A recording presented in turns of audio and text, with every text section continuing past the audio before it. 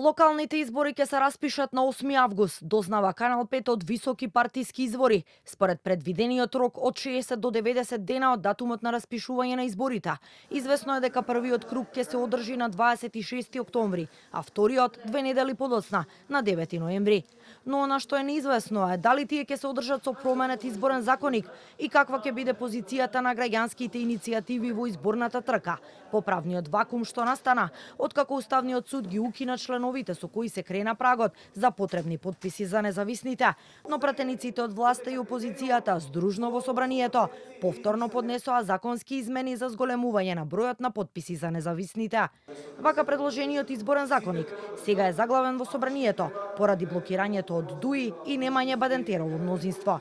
Екоактивистот Горјан Јовановски од независната иницијатива Зелен хуман град за Канал 5 изјави дека тие веќе поднале барање за автентично толкување до собранието, за да не настане хаос со кандидирањето, бидејќи според сегашната состојба во законот, независните имаат право да учествуваат, но не се знае со колку потписи.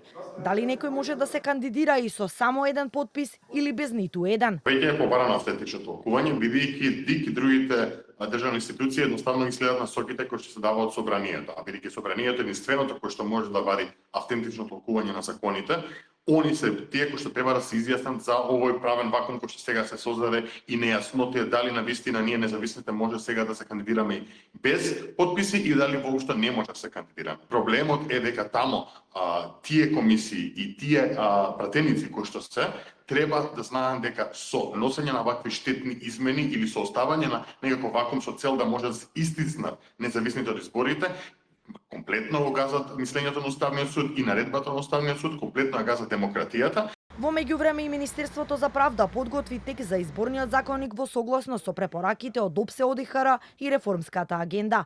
Од Правда за Канал 5 велат дека предлогот е испратен на мислење до ОДИХР, но оттаму се уште немаат повратен одговор.